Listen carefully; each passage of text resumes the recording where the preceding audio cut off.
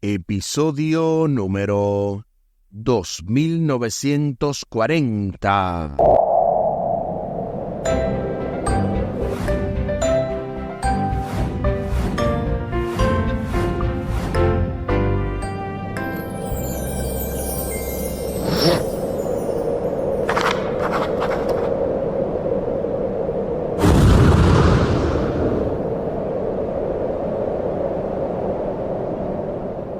Saludos y bendiciones. Esto es Estudio Sistemático de la Biblia por la gracia de Dios y solo por la gracia de Dios.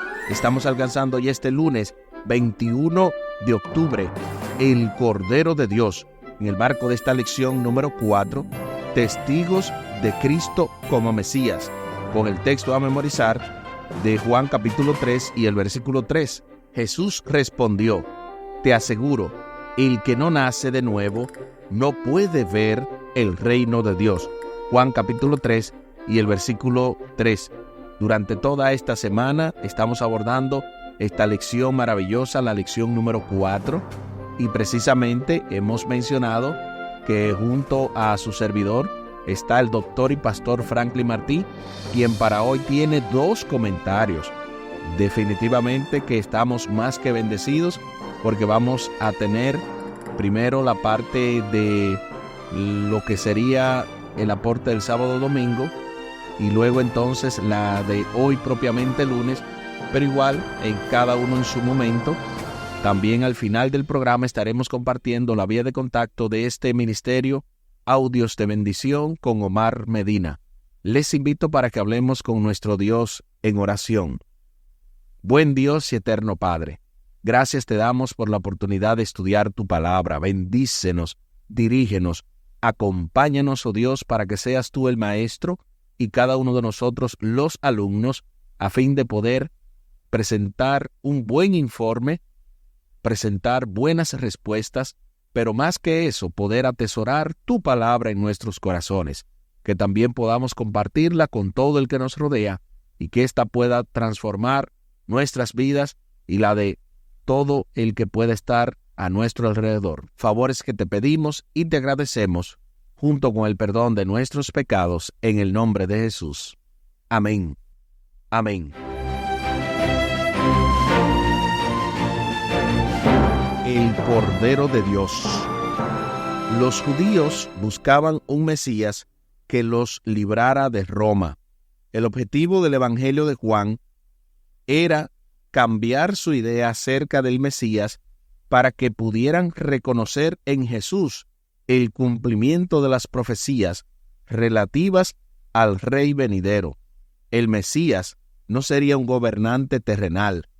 Vino para cumplir todas las promesas del Antiguo Testamento que se referían a él, entre las que se incluye su sacrificio voluntario en favor del mundo y para restablecer la relación entre Dios y su pueblo.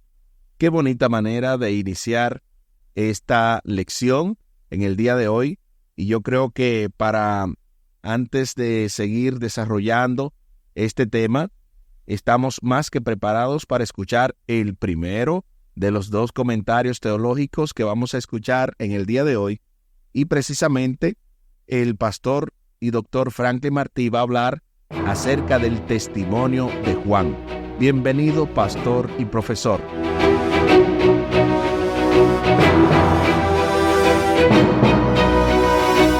La forma en que el Evangelio de Juan relata el testimonio de Juan el Bautista es diferente en cierto aspecto a la forma en que los evangelios sinópticos, Mateo, Marcos y Lucas, presentan esta aparición o este testimonio. Es decir, en el Evangelio de Juan hay un diálogo extenso de los líderes de Israel con Juan el Bautista. Cuando estos le preguntan a Juan el Bautista: ¿tú quién eres?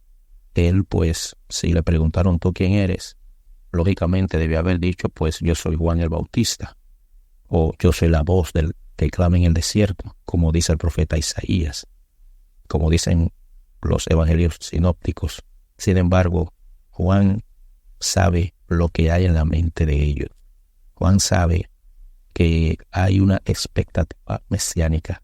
La gente estaba esperando al Cristo, al Mesías, al defensor de Israel, como se había dicho, el que iba a liberarlos a ellos del yugo romano. Así que cuando los líderes de Israel le preguntan, ¿tú quién eres?, él rápidamente, sin dar vuelta, va al meollo de lo que hay en la mente de ellos, en lo que hay en la pregunta que ellos están haciendo. Y le dice bien claro, rápido, yo no soy el Cristo. Y ellos, pues, no quedan sorprendidos por la respuesta que Juan el Bautista dio. En realidad, si yo pregunto a alguna persona, ¿tú quién eres? Y la persona dice, yo no soy tal cosa. Yo lo que podría decir, no, yo no te pregunté eso. Yo lo que estoy preguntando es, ¿tú quién eres? O sea, dime quién tú eres. Ellos no le hicieron esa pregunta a Juan. No le dijeron, o no lo corrigieron más bien, no le dijeron, hey, nosotros no te estamos preguntando quién tú no eres. Te estamos preguntando quién tú eres. Lo que indica que al no corregirlo, al no sorprenderse, simplemente ellos tenían en mente de que este hombre que estaba bautizando posiblemente era el Cristo. Y qué interesante, Juan el Bautista no se aprovechó de esta ideología o de este pensamiento de la época, porque Juan el Bautista pudo haber dicho, yo soy el Cristo. Y en esto, él no solamente iba a empañar su ministerio, sino que estaba listo para engañar a las personas que estaban allí, que probablemente estaban listas para aceptar lo que Juan el Bautista le dijera. Y digo probablemente porque en realidad eso no sucedió y no fue lo que pasó, y pues simplemente estoy aquí conjeturando. El caso es que Juan el Bautista está claro de la función que vino a hacer. Él es la voz, el que clama en el desierto, el que está preparando el camino del Señor. Él no es el Cristo, él lo reconoce. Y Jesucristo, luego en su ministerio, que dice en Mateo 24, que una de las señales del tiempo del fin es que vendrán muchos en su nombre y dirán, yo soy el Cristo, y a muchos se engañarán. Juan el Bautista no se prestó para esto. Juan el Bautista estaba claro de su ministerio. Cuando un seguidor de Cristo, cuando un cristiano está claro de cuál es su función, él es un evangelista, es un predicador de Cristo. Él no es Cristo, él es un predicador de Cristo. Él es alguien que proclama a Cristo, es alguien que da testimonio de Cristo, y siempre su ministerio será para proclamar a Cristo y va a dar testimonio en favor de Cristo.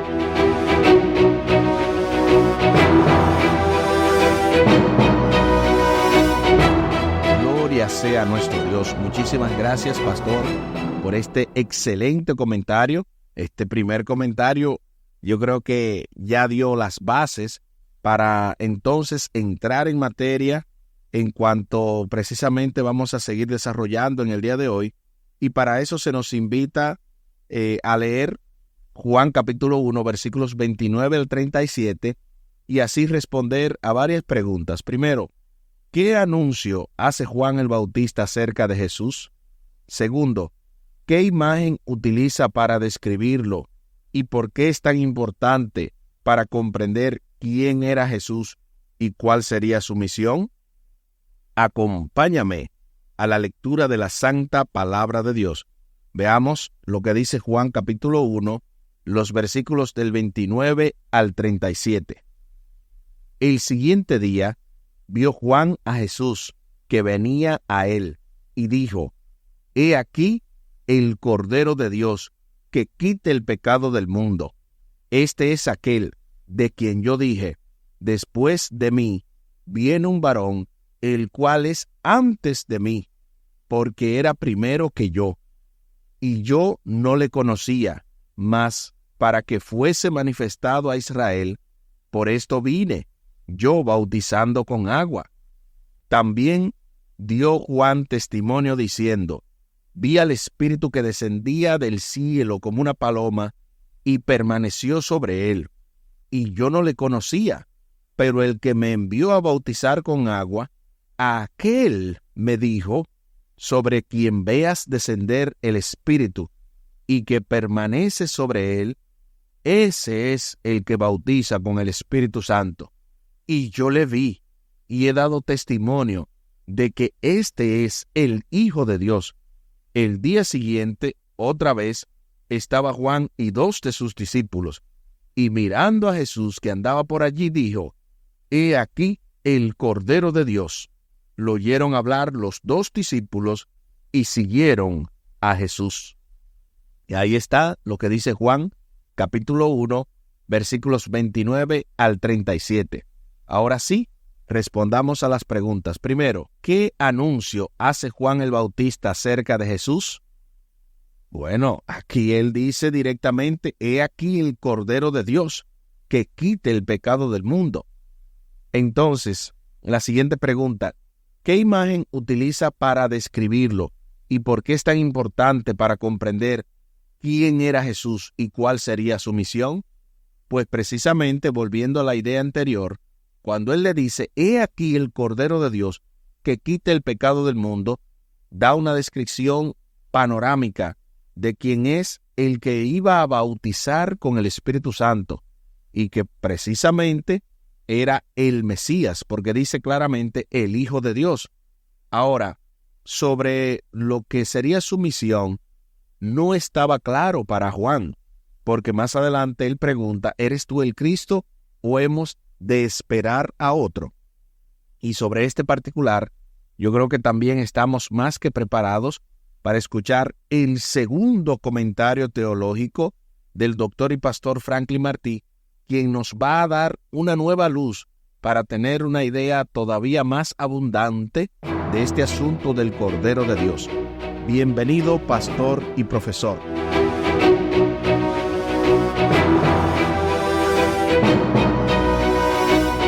En Juan capítulo 1, versículo 29, Juan el Bautista le dice a todos los que escuchan: He aquí el Cordero de Dios que quita el pecado del mundo.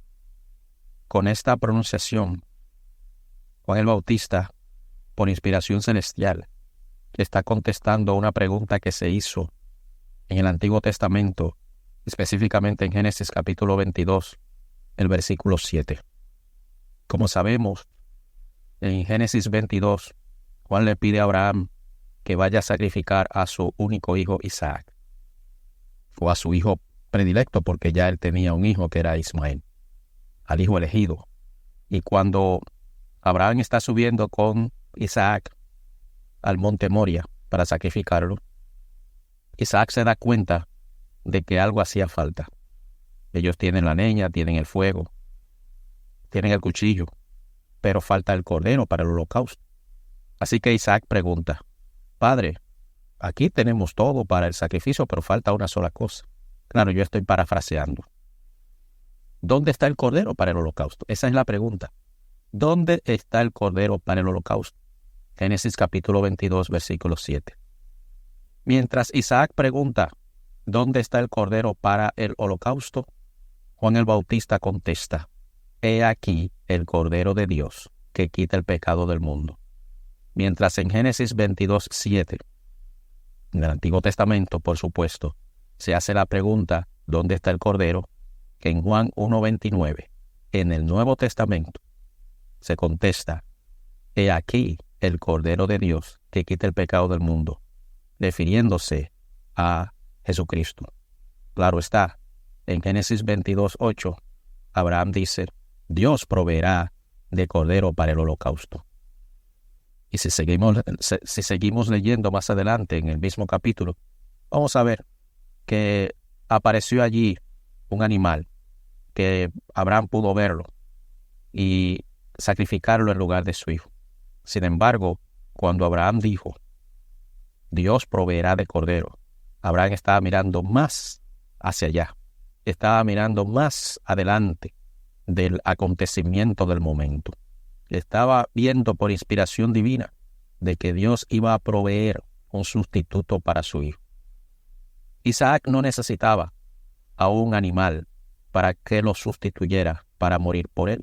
Al fin de cuentas, la muerte de Isaac iba a ser un sueño, como bien lo revela la Biblia en Juan capítulo 11. La muerte para los creyentes es un sueño, y este animal no lo iba a despertar de ese sueño. Sin embargo, otro elemento importante es, o podría decir mejor, además, en el caso de este animal que se sacrificó en lugar de Isaac, solamente iba a sustituir esta muerte terrenal, pero no lo iba a sustituir en su muerte eterna. No le iba a dar perdón de los pecados. Y ahora bien, sin embargo, cuando Jesucristo muere, el Cordero verdadero, el Cordero celestial, ese es el que quita el pecado del mundo. Ese es el que sustituye la muerte eterna de Isaac. Ese es el que perdona a Isaac, el que lo libra de la muerte segunda. Jesucristo es el Cordero de Dios que quita el pecado del mundo y que nos da a nosotros perdón total, vida eterna.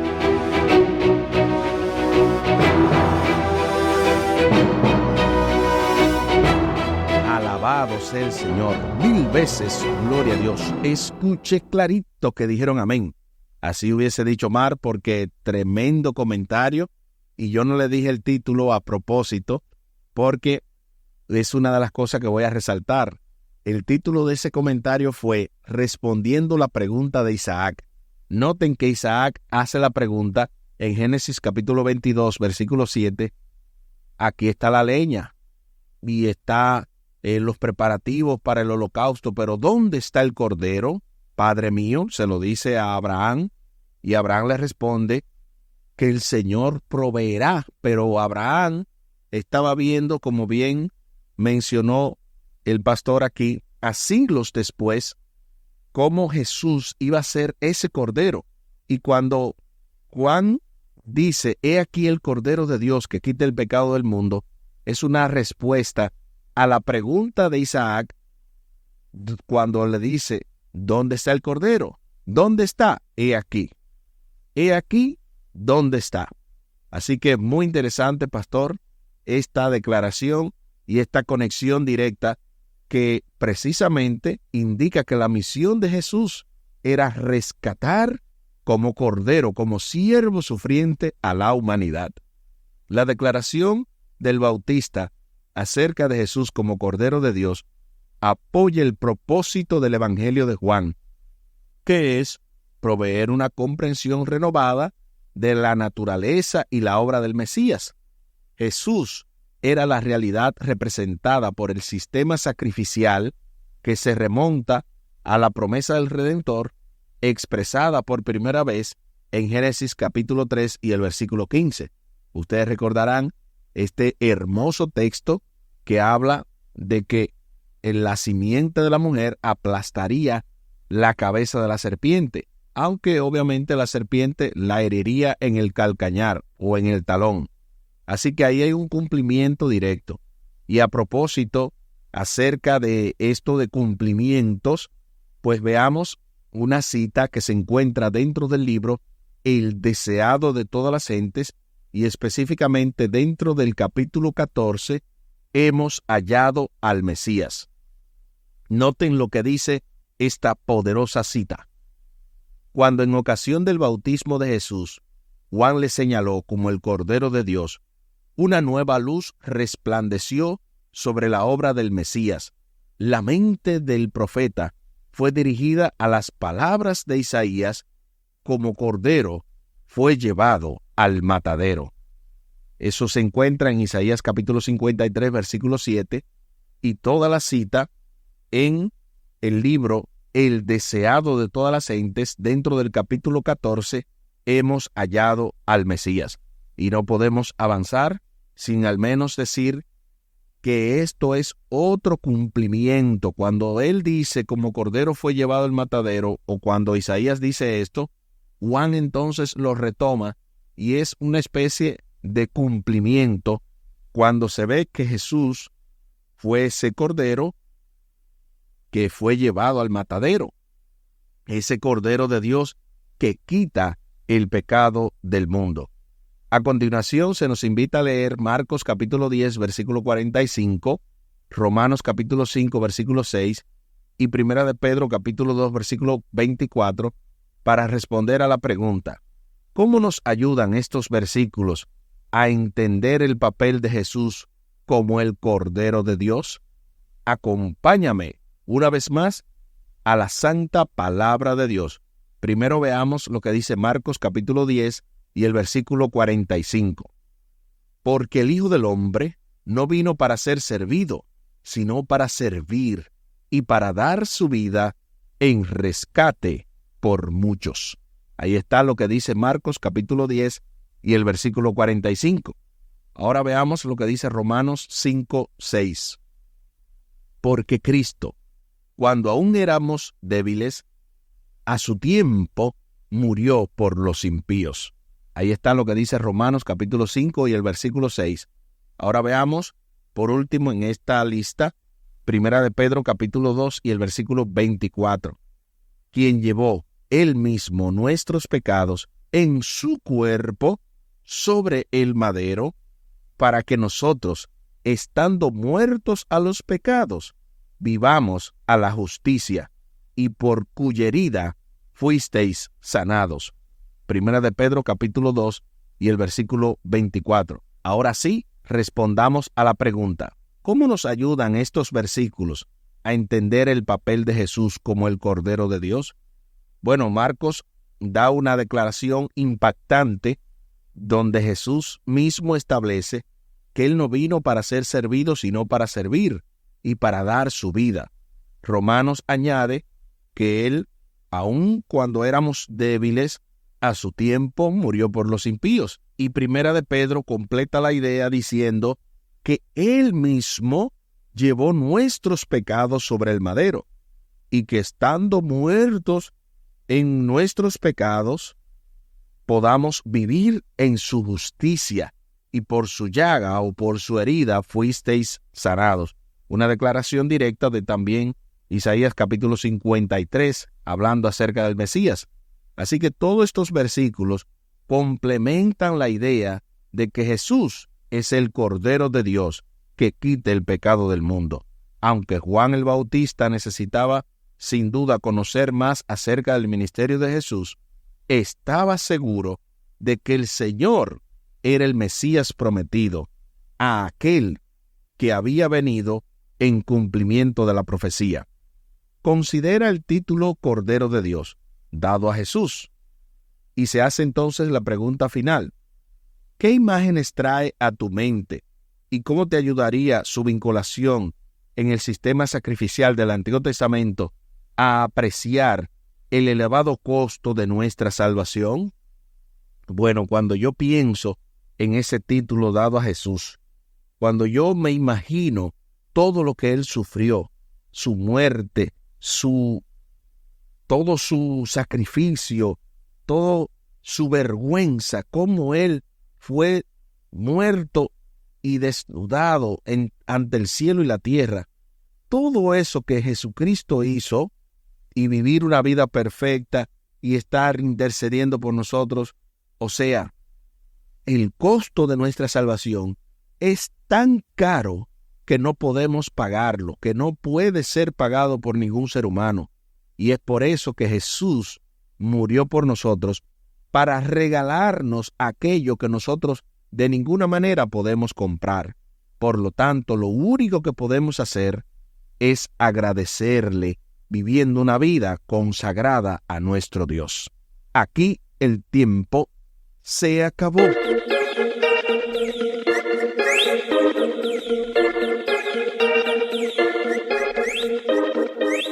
¿Qué hemos aprendido en el día de hoy? Hemos aprendido que Jesús es el Cordero de Dios que quita el pecado del mundo, no solamente porque lo dijo Juan, sino porque también la Biblia establece cuál era su ministerio que iba a ser desde Génesis capítulo 3, versículo 15, luego siguiendo con toda la Biblia y también con Isaías, luego entonces Marcos, Romanos, Primera de Pedro. Hay tantos textos que establecen que el ministerio de Jesús precisamente iba a tener que ver con el sacrificio, y esa vinculación del sistema sacrificial del Antiguo Testamento nos ayuda a entender el elevado costo de nuestra salvación. Les invito para que hablemos con nuestro Dios en oración.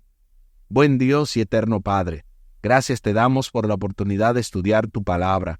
Bendícenos, dirígenos, ayúdanos, oh Dios, para ser agradecidos, para poder valorizar cada vez más este sacrificio infinito que hiciste por nosotros y que podamos ser agradecidos de manera tal que nunca pensemos en tirar tu nombre al piso, sino traer honor y honra a tu nombre, honra a ti que la mereces, y que podamos de esa manera también invitar a otros a agradecerte consecuentemente todo lo que has hecho por cada uno de nosotros.